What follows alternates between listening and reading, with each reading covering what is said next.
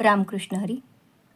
श्री संत एकनाथ महाराज चरित्र यामध्ये आपण एकनाथ महाराजांना गुरूंची भेट होती ती कशी हे आपण श्रवण करणार आहोत.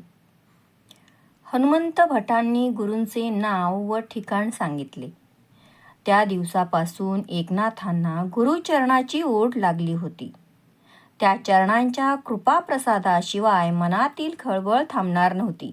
शंकांचं समाधान होणार नव्हतं. मनाला शांती लाभणार नव्हती. म्हणतात ना, गुरुविन काही सापडेना सोय, धरावे ते पाय आधी आधी. गुरुप्रसादाशिवाय ज्ञान नाही, ज्ञानाशिवाय भक्ती अपुरी. मग परमार्थ साधन कसे व्हावे? कारण हे जग म्हणजे जणू काही एक माया बाजार आहे. सर्वत्र भूलभुलैया आहे. बाहेर पडण्याचा मार्ग गुरुशिवाय कोण दाखविणार? गुरु बिन कोणे बताई बाट, बडा बिकट यमघाट. या ओढीमुळेच एक दिवस सकाळी नेहमीप्रमाणे शिवमंदिरात गेलेले एकनाथ घरी परत आलेच नाहीत. घरातून बाहेर पडल्यानंतर त्यांनी भगवान शंकरांचे दर्शन घेतले. यश मिळविण्यासाठी देवाचा आशीर्वाद मागितला. मंदिराच्या बाहेर आले आणि त्या 12 वर्षांच्या बाळ एकनाथांची पावले देवगिरीचा रस्ता चालू लागली. घरी कोणाला न सांगता, न विचारता, न कळवता चालले होते. मनात दृढ विश्वास होता. भरपूर आत्मविश्वास होता. जिद्द होती. कष्ट करण्याची तयारी होती. आत्मज्ञान प्राप्ती, लोककल्याणाच्या मार्गाच्या प्राप्तीची प्रचंड तहान होती. काहीही झाले तरी गुरुचरण धरून गुरुप्रसाद प्राप्त करण्याची आकांक्षा होती. रस्त्यात काही खायला नाही, नव्हे भूकच लागत नव्हती. गुरूंच्या ओढीने तहान भूक हरपून गेली होती. रस्त्याने झरा, नदी, विहीर दिसली तर थंडगार मधुर पाणी प्यावे. थंड पाण्याने सकाळ संध्याकाळ अंघोळ करावी. रात्र पडेपर्यंत मार्गक्रमण करावे. रात्री गावातील मंदिरात पडावे. सकाळी परत चरैवेती सुरू. एकनाथांनी पक्के ठरविले होते. गुरुचरणांची प्राप्ती झाली पाहिजे. त्यांच्या कृपाप्रसादाने आत्मज्ञानाची पहाट आयुष्यात उगवली पाहिजे. त्याशिवाय आता माघारी फिरणे नाही.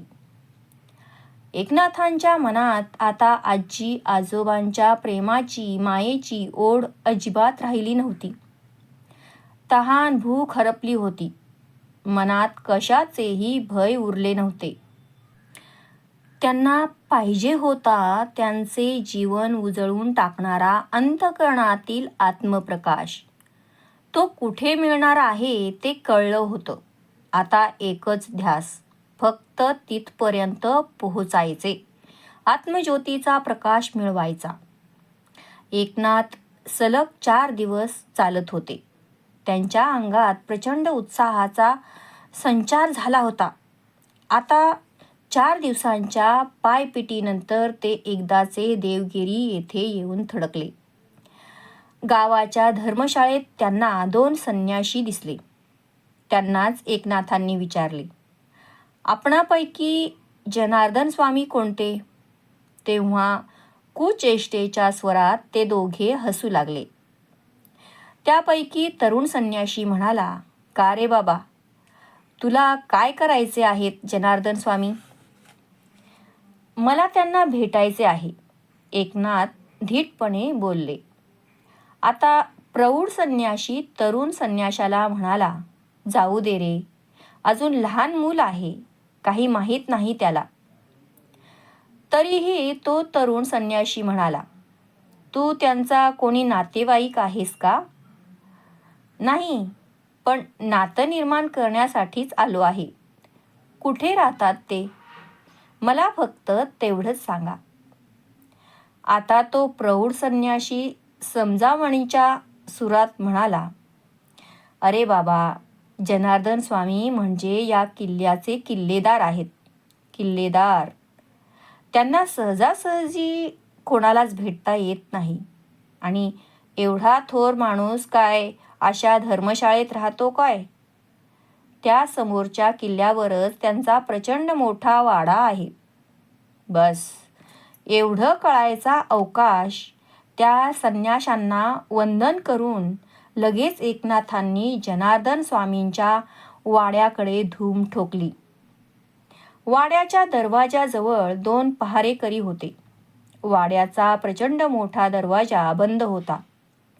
येणारे जाणारे छोट्या दिंडी दरवाजाने जात येत होते. पहारेकऱ्यांनी दरवाजातच एकनाथांना अडवले. अत्यंत विनीत भावाने त्या भाले घेऊन उभे असलेल्या पहारेकऱ्यांना एकनाथ म्हणाले, किल्लेदार, जनार्दन स्वामी इथेच राहतात ना? हा त्यांचाच वाडा आहे ना? त्या दोन्ही रक्षकांनी एकदा आपले दोन्ही डोळे मोठे करीत त्यांच्यासमोर धीटपणे उभ्या असलेल्या एकनाथांना पायापासून डोक्यापर्यंत नखशिखांत न्याहाळून पाहिले. मग म्हणाले, होय, हा त्यांचाच वाडा आहे आणि तेही इथेच राहतात. बोला, काय काम आहे आपलं त्यांच्याकडे? एका महत्त्वाच्या कामासाठी मला त्यांना भेटायचं आहे, एकनाथांनी सांगितलं. विचित्रच आहे असा भाव चेहऱ्यावर आणून तो नाथांना म्हणाला, नाही भेटता येणार त्यांना. पण का? मला त्यांची भेट घेणं अत्यंत गरजेचं आहे. अत्यंत महत्त्वाचं काम आहे माझं त्यांच्याकडे, एकनाथ नम्रपणाने बोलत होते. आधी सांगावा धाडला होतास का? परवानगी घेतली होतीस का? आणि ते काही असलं तरी 2 तासांनी ये, मग पाहूया, पहारेकरी म्हणाले. नाथ म्हणाले, तर मग ठीक आहे, मी दुरून आलो आहे. इथं माझं कोणी नाही, कोणी ओळखीचंही नाही. जाणार तरी कुठं? 2 तास इथेच बसून राहतो. हे बोलणं ऐकून जनार्दन स्वामींच्या पत्नी वाड्याच्या सज्जामध्ये येऊन उभ्या राहिल्या होत्या. त्यांनी हा संवाद ऐकला होता. छोट्या एकनाथांचा धीटपणा त्यांना आवडला होता. तेजस्वी चेहऱ्याने त्यांना भुरळ घातली. त्यांच्या करारीपणाचं, दृढनिश्चयाचं त्यांना नवल वाटलं होतं. त्यांनी पहारेकऱ्यांना वरूनच हुकूम केला, त्या पोराला आत पाठवून द्या. पहारेकऱ्यांना आश्चर्य वाटलं. दिंडी दरवाजा उघडून ते बाजूला उभे राहिले. एकनाथ दिंडी दरवाजातून आत गेले. दरवाजा परत बंद करून रखवालदार उभे राहिले. किल्लेदारीणबाईंनी त्याला बसायला सांगून नाव विचारलं. कोठून आला याची चौकशी केली. माझं नाव एकनाथ, आजोबा एकोबा म्हणतात. मी पैठणहून आलो आहे, एकनाथांनी निर्भयपणे उत्तर दिले. पैठणहून? कोण कोण आलात तुम्ही? बरोबरचे लोक कुठे राहिलेत? ते जर बाहेर उभे असतील तर बोलावून घे त्यांना आत, किल्लेदारीणबाई म्हणाल्या. माझ्यासोबत कोणीच नाही, मी एकटाच आलो आहे, एकनाथ महाराज म्हणाले. बरोबर कोणीच नाही? पैठणहून एकटाच आलास? किल्लेदारीणबाईंनी आश्चर्यचकित होत विचारलं. होय, एकनाथ म्हणाले. बरं, कसा आलास? किल्लेदारीणबाई म्हणाल्या. देवानं दिलेल्या 2 पायांनी चालत आलो, एकनाथ महाराज म्हणाले.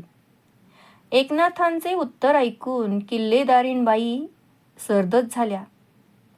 पैठण ते देवगिरी हे एवढं मोठं अंतर हे चिमुकलं धिटुकलं पोर चालत येतं म्हणजे कमाल आहे त्यांच्या धिटाईची, त्यांच्या मनोनिग्रहाची.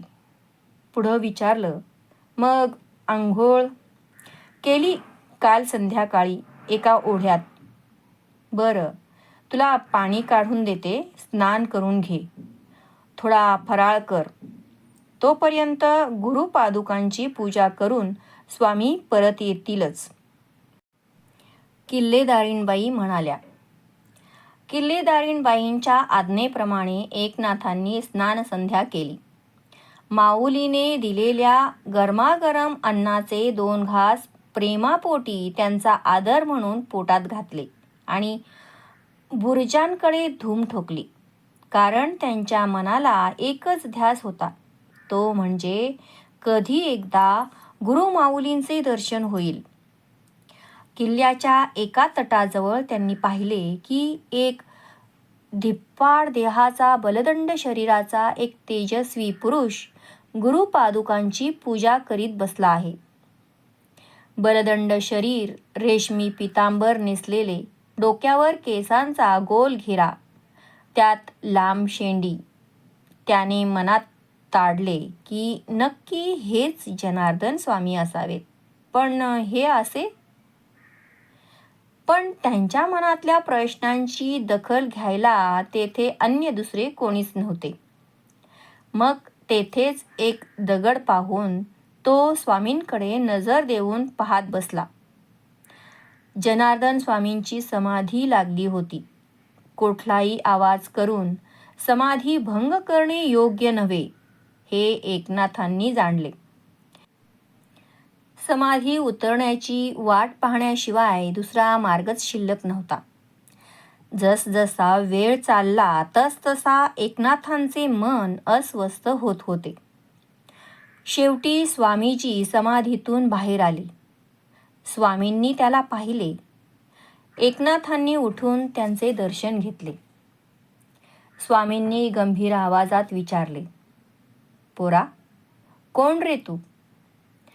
माझं नाव एकनाथ. एकनाथ म्हणाला. काही काम आहे वाटतं. दरबारात वाट बघ आमची थोडा वेळ, स्वामी म्हणाले. मग एकनाथ दरबाराच्या हॉलमध्ये जाऊन वाट पाहत थांबला. थोडा वेळ गेला आणि जोड्यांचा कर्र कर्र असा आवाज आला. दारावरचे द्वारपाल 2 बाजूला झाले व आदबीने उभे राहिले. भरदार उंचीपुरी देहयष्टी, गोरा रंग, तेजस्वी पण करारी मुद्रा, कणखर देहयष्टी, भारदार व्यक्तिमत्वाचे स्वामी तेथे आले. पायघोळ अंगरखा, करवत काठी धोतर, जरीकाठी उपरणं, कमरेला तलवार, कपाळावर आडवा गंध, कानात भिकबाळी, भरदार व रुबाबदार मिशा. पहारेकऱ्यांनी मुजरा केला. एकनाथ नुसता आश्चर्याने पाहत होता. मग भानावर येत त्यानेही वंदन केले. दरबारात तसे अन्य कोणीच नव्हते. आसनावर बसत त्यांनी एकनाथांना जवळ बोलावलं. म्हणाले, तर तू एकनाथ, तू पैठणहून एकटा चालत चालत आलास हे आता आम्हाला कळलं. पण पैठणचा कोणाचा मुलगा तू? मी सूर्यनारायणांचा मुलगा. पण आजोबांनीच माझं संगोपन केलं, एकनाथ स्वामीजींना म्हणाले. बरं, तुझ्या आजोबांचं नाव?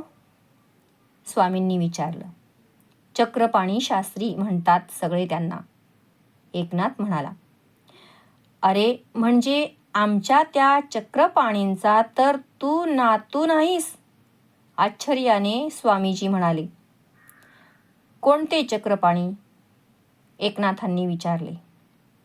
अरे, देवगिरीवर आणलेल्या पंढरपूरच्या पांडुरंगाच्या मूर्ती आपल्या तपश्चर्येच्या साधनेच्या जोरावर पांडुरंगाला प्रसन्न करून ज्या भानुदासांनी परत पंढरपूरला नेल्या, त्यांचा विद्वान मुलगा म्हणजे आमचा चक्रपाणी, स्वामींनी एकनाथांना सांगितले. स्वामीजी तेच हे चक्रपाणी, मी त्यांचाच नातू, एकनाथ म्हणाले. म्हणजे मूळ नक्षत्रावर जन्म झाला आणि ज्याचे आई वडील लगेचच स्वर्गवासी झाले, त्यामुळे ज्या नातवाची सर्व जबाबदारी चक्रपाणींवर येऊन पडली ते अभागी बालक म्हणजे तूच तर. स्वामी म्हणाले, होय स्वामी, तो अभागी पोर म्हणजे मीच, एकनाथ. एकनाथ म्हणाले, बरं, मग आता इथं कशासाठी आलास? स्वामी म्हणाले, आपल्या चरणांची सेवा करायला. एकनाथ म्हणाले, अरे वेड्या, माझी सेवा करून तुला काय मिळणार? स्वामी म्हणाले, आपला अनुग्रह. एकनाथ म्हणाले, अनुग्रह? होय, मी केलेली वेडी वाकडी सेवा आपण गोड मानून घेतलीत की मला अनुग्रह मिळाल्यासारखेच आहे. एकनाथ म्हणाले, पण तू आजोबांची परवानगी घेतलीस? स्वामी म्हणाले, नाही, अलीकडे ते माझा रागराग करतात, चिडचिड करतात. अरे, तुझ्यावर त्यांचा भारी जीव, मग रागराग करण्याचं कारण तरी काय? मी खूप शंका विचारतो त्यांना, त्या आवडत नाहीत. त्याचा राग येतो त्यांना, मग चिडचिड करतात. अशा राग येण्यासारख्या कोणत्या शंका विचारतोस त्यांना? स्वामींनी विचारलं. मग आजोबांना विचारलेल्या सर्व शंका धडाधड त्यानं स्वामींसमोर बोलून दाखवल्या. एकनाथ हा स्वतंत्र बुद्धीचा, विचार करणारा, तेजस्वी, दृढनिश्चयी असा मुलगा त्यांना वाटला. ते अतिशय आनंदी झाले. एकनाथांचा हट्ट पुरा करण्याचे त्यांनी ठरविले. स्वामी एकनाथांना म्हणाले, एकनाथा, इथं माझ्याकडे तू राहू शकतोस. ते ऐकताच एकनाथ हर्षभरीत झाले. त्यांनी परत एकदा स्वामींचे चरणी माथा टेकून आशीर्वाद घेतला.